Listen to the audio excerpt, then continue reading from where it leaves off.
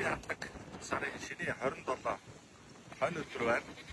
Нөгөө ангийн баян жүсмээ одоо бид бүхэн ажиллаж байна. Тэгээд ирсэн учрууд Монгол улсын одоо засгийн газрын шагналаар шагнагдсан улсын аваргуудынхаа их хэмжээний шагналыг хандуулж өгөх.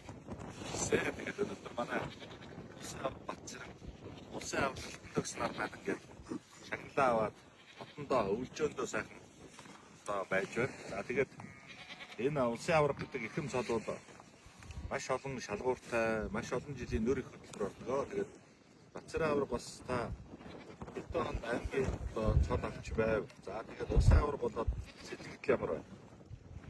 Оо сэтгэл сайхан. Аймгийн аваргыг 15 он. Улсын аварга нь 26 он. Сая энэ сайхан үнэтэй баяртай. За тэгээд нутгийн зам олондоо бас мэдчилгээ дэвшүүлж. Нутгийн зам олонд сар шиндээ сайхан шилжсээгээрээ. За ингээд улсын аваргын хоёр аваргаасаа би бас асуулт асуусан.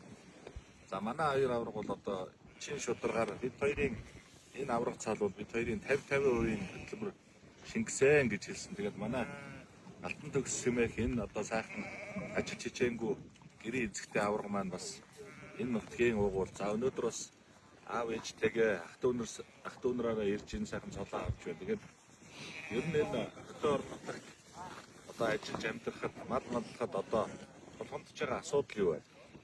Үгийн цас цустай үгүй. Хаврын зам бороо орохгүй.